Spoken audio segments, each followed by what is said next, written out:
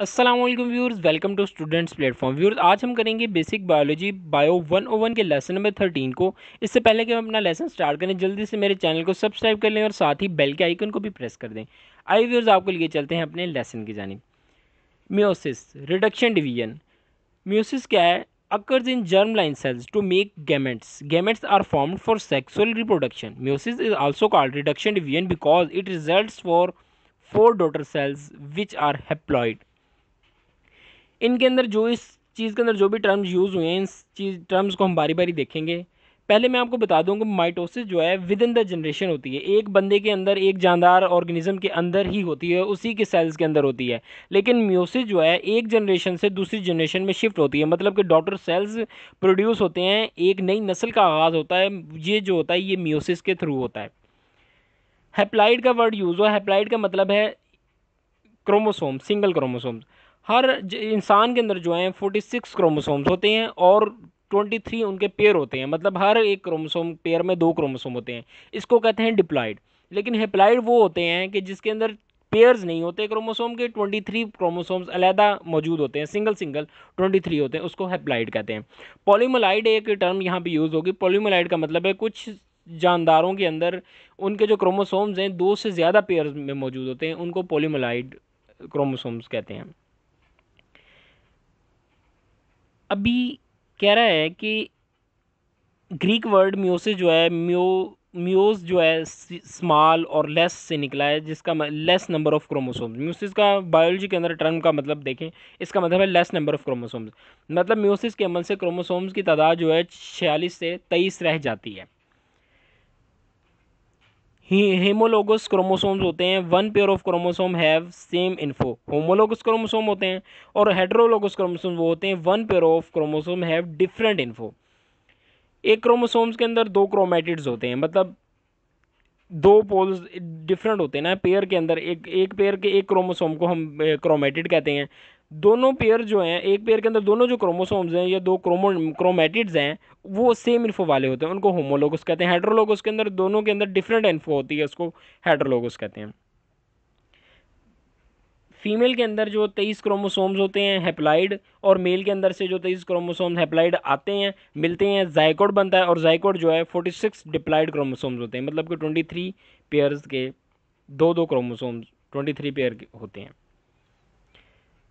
ये जितनी भी आपके लेसन के अंदर टर्म्स यूज़ होंगी, वो चीज़ें जो मैंने आपको बता दी हैं वर्बली, इनको हम आगे देखते हैं। Diploidy and पॉलीप्लॉयडी। डिप्लॉयडी का मैंने बता दिया 2n, डिप्लॉयड का मतलब है, हैप्लॉयड का मतलब है 1n, और पॉलीप्लॉयड मतलब जिनके अंदर एक पेयर के अंदर 2 से ज़्यादा क्रोमोसोम्स होते हैं, उसको पॉलीप्लॉयड कहते हैं।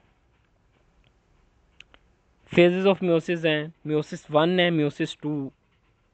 म्योसिस 1 के बाद साइटोकाइनेसिस 1 है, म्योसिस 2 है, फिर साइटोकाइनेसिस 2 है। म्योसिस 1 के अंदर कह रहा है कि प्रोफेज 1, मेटाफेज 1, एनाफेज 1 और टेलोफेज 1।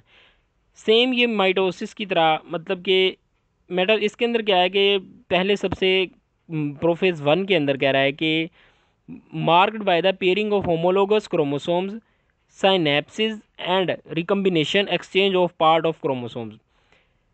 क्रोमोसोम्स जो है ना, एक दूसरे के पेयर बनते हैं और आपस में पार्ट्स की एक्सचेंज करते हैं। ये देखिए ग्रीन और ब्लू है ना, दरमियान में आपस में पेयर बने हैं, और ग्रीन का पार्ट रिकम्बिनेशन के बाद क्या हुआ है, एरो के आगे देखें, ग्रीन का पोर्शन ब्लू पे चला गया और ब्लू का पोर्शन जो है ग्रीन पे चला गया।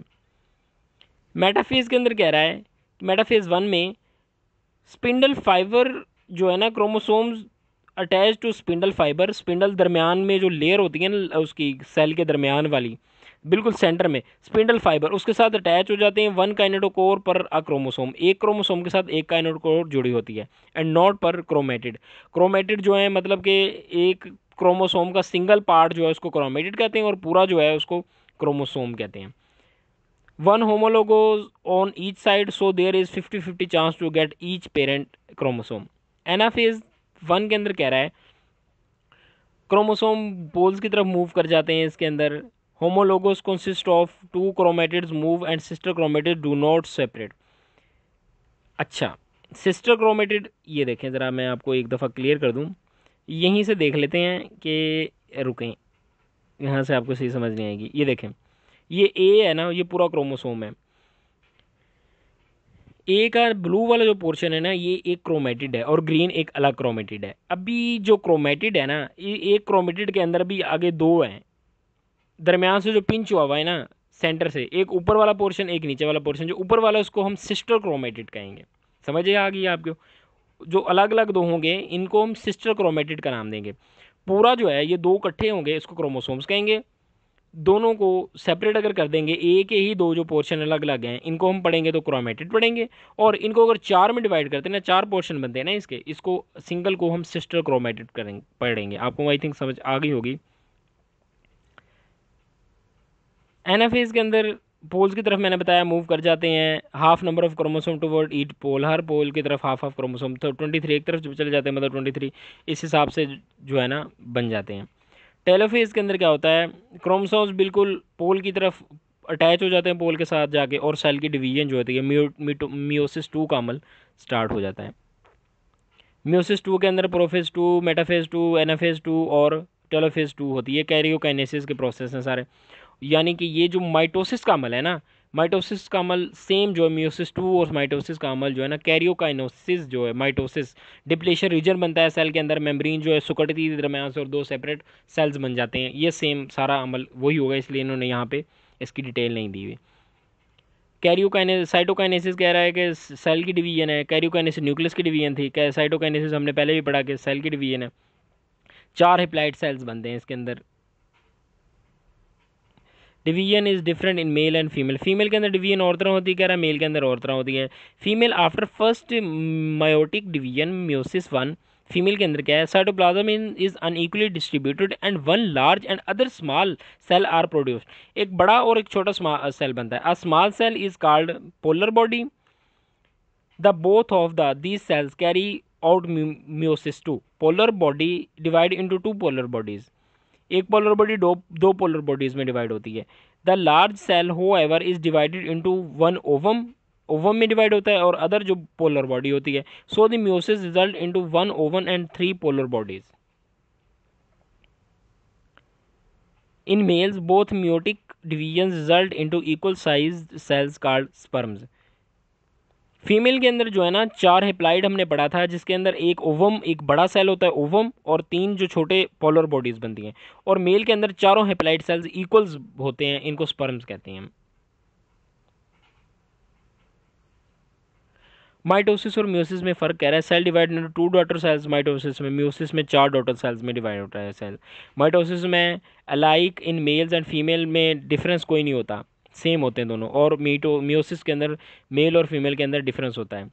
मेल के अंदर हमने पढ़ा चार जो है हेप्लाइड सेल्स बनते हैं, वो सेम होते हैं, सेम साइज के होते हैं, स्पर्म कहते हैं उनको। फीमेल के अंदर जो है एक ओवम बनता है और तीन पोलर बॉडीज होती हैं। ओवम बड़ा होता है और पोलर बॉडी साइज में ओवम की निस्बत छोटी होती है। Chromosome number remains equal to N ही है, डिप्लाइड ही रहते हैं इसके अंदर माइटोसिस में, और म्योसिस में हेप्लाइड बन जाते हैं। सिंगल क्रोमोसोम इनके अंदर होता है, पेयर की शक्ल में मौजूद नहीं होते। हेप्लाइड को हम एन से शो करते हैं। इंपॉर्टेंस ऑफ म्योटिस जनरेशन, मतलब एक जनरेशन से दूसरी जनरेशन का बनना, म्योसिस का अमल जो है ना इसके लिए बहुत ज़रूरी है।